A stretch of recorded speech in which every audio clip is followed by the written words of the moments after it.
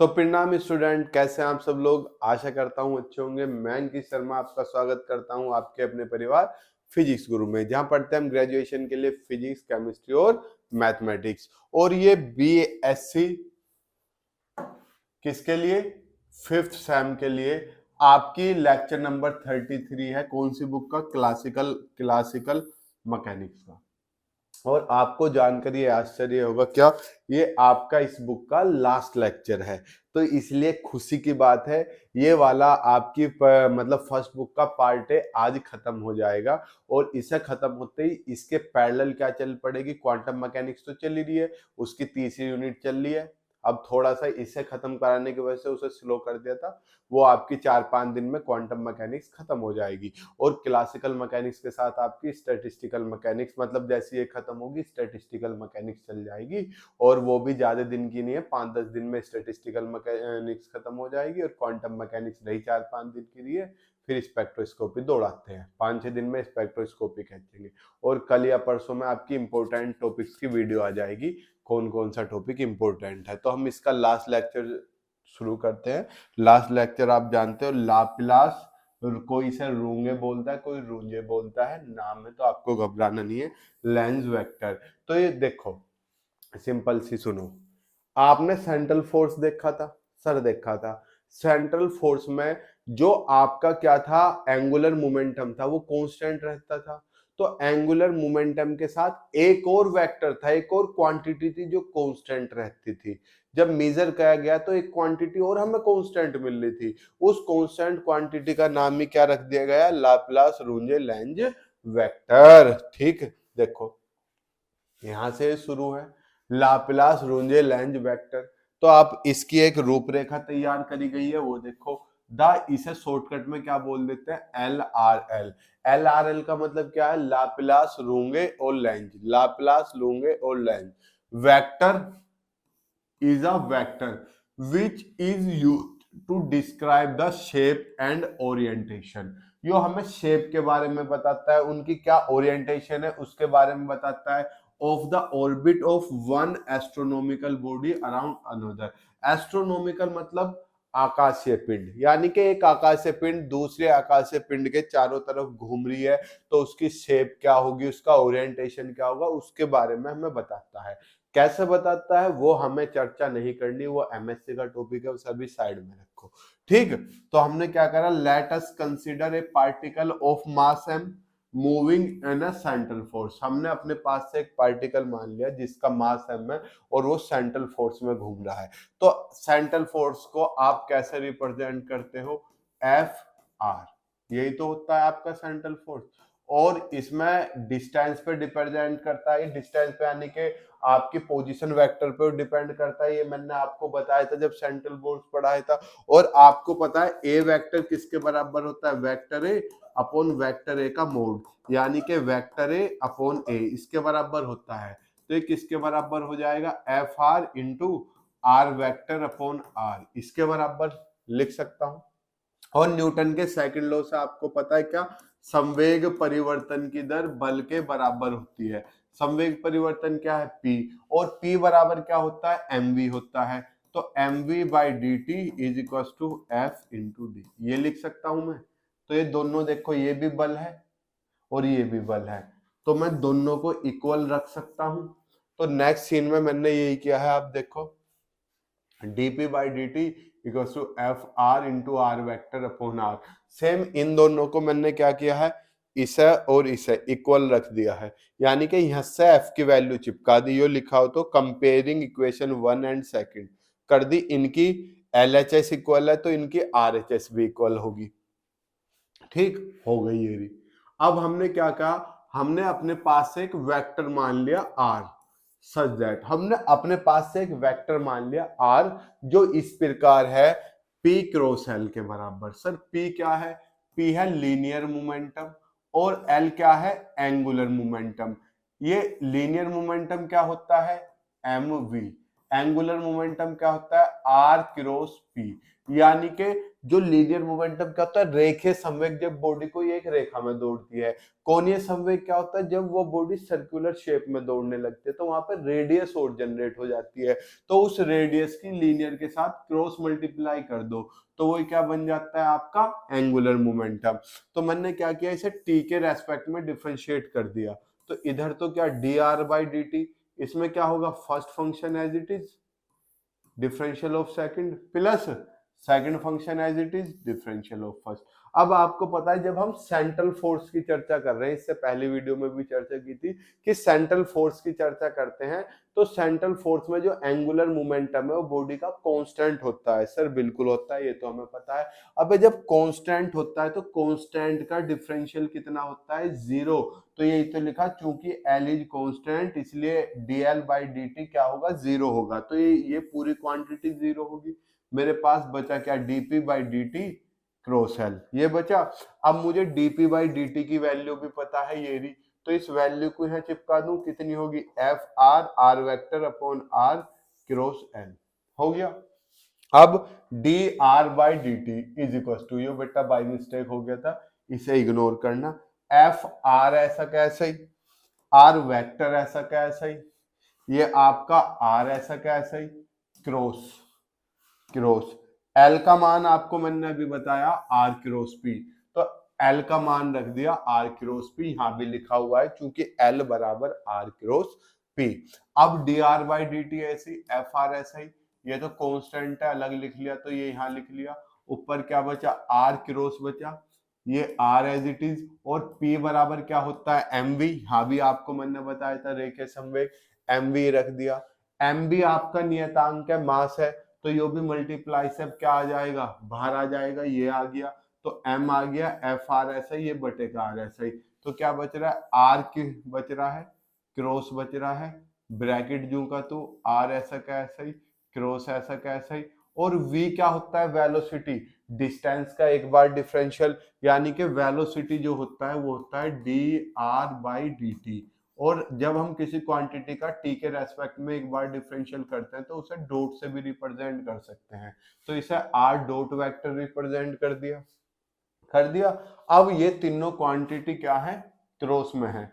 और जब आपने फर्स्ट सेमेस्टर में मैथमेटिकल फिजिक्स पढ़ी थी तो उसमें एक सूत्र था वेक्टर प्रोडक्ट का, जब तीनों क्वांटिटी किस में हो, चांद मेरे प्लस में हो, तो हम क्या करते हैं, पहले पहली के साथ डॉट प्रोडक्ट लेते हैं और दूसरी क्वांटिटी ऐसी की ऐसी, फिर सीधा मतलब इन दोनों की डॉट प्रोडक्ट करेंगे और तीसरी ऐसी बीच में माइनस। तो मैं यही करूंगा, पहले इसकी इसके साथ डॉट प्रोडक्ट और फिर ऐसा कैसा ही, देखो आर वेक्टर, आर डॉट के साथ डॉट प्रोडक्ट ये रही, और ये आपका आर ऐसा ही, फिर सीधा, सीधा का मतलब इसकी पहले इसके साथ डॉट प्रोडक्ट होगी और फिर ये वाला एज इट इज। बताओ इसमें कोई समस्या।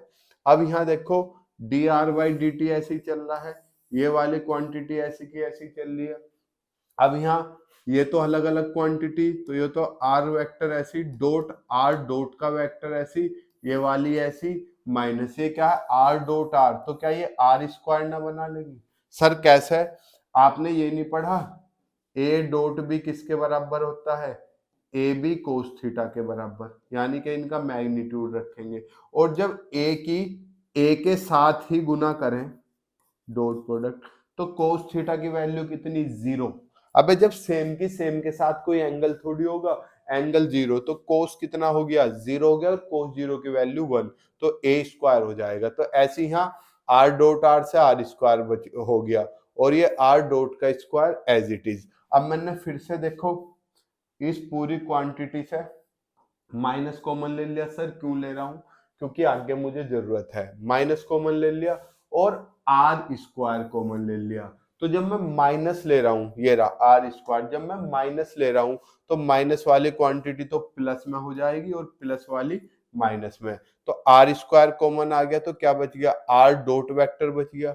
अब इसमें से देखो, इसमें से एक आर तो कॉमन आ गया लेकिन एक आर कॉमन नहीं आ रहा, तो वो बटे में पहुंच जाएगा, तो क्या बचेगा, R vector dot R dot vector, इसमें से एक आर वेक्टर तो कॉमन आ गया, एक और लेना है, तो जिसमें से कॉमन नहीं आता उसके बटे में पहुंच जाता है, तो आर इसके बटे में पहुंच गया। बताओ यहाँ तक कोई समस्या? सर नो समस्या। अब यहाँ देखो मैंने क्वांटिटी एज इट इज लिख दी। सर कैसे लिखी है ये? यहाँ कुछ नहीं किया मैंने, ये जो बटे वाला आ रहा है ये अंदर पहुंचा दिया, इसके भी बटे में पहुंच जाएगा। बाहर क्या है? माइनस के एम एफ आर आर का स्क्वायर। देखो बाहर क्या है? Minus M F R R का स्क्वायर।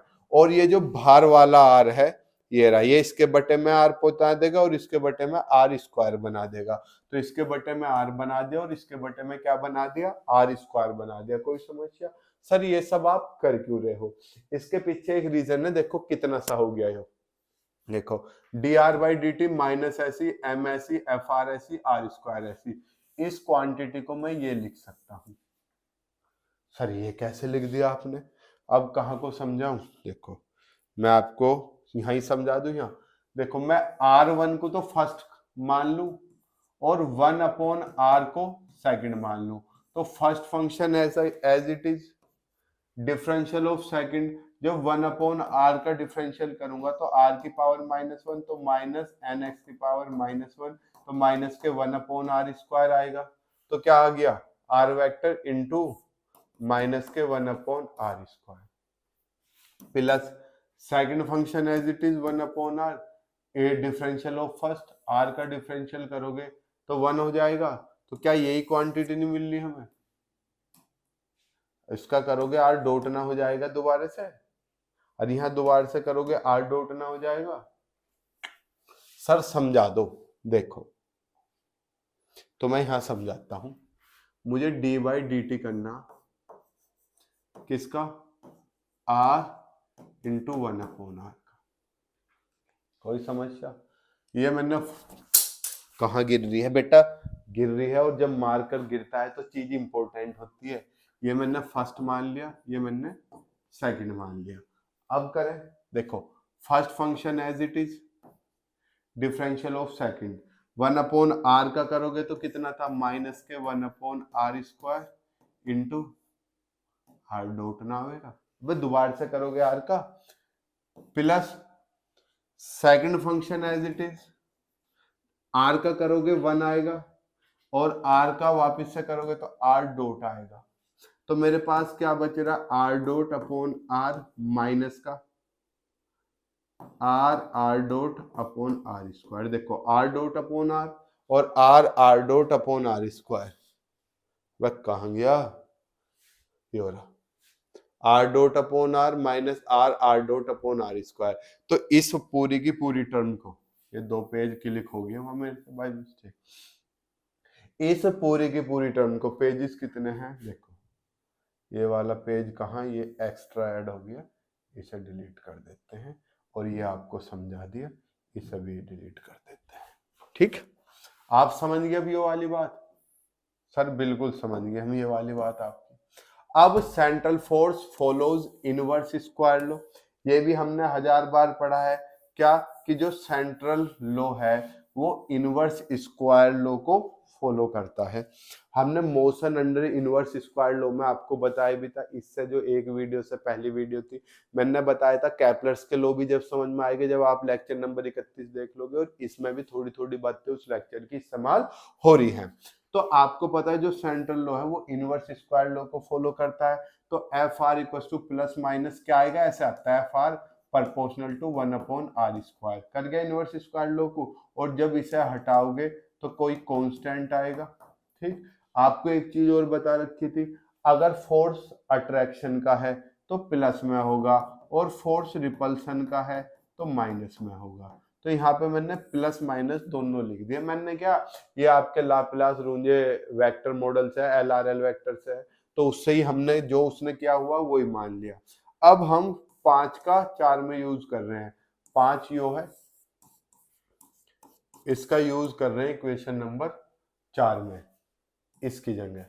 अब देखो D R by D T is equal to minus ऐसा का ऐसा ही, एफ आर की जगह पे क्या आएगा? प्लस माइनस के अपॉन आर स्क्वायर। सही कर लेना, लो मैं अभी सही कर देता हूं, इसे कर दूं सही, आप सही कर लेना, बाद में स्क्रीन शॉट ले लेना चांद मेरे।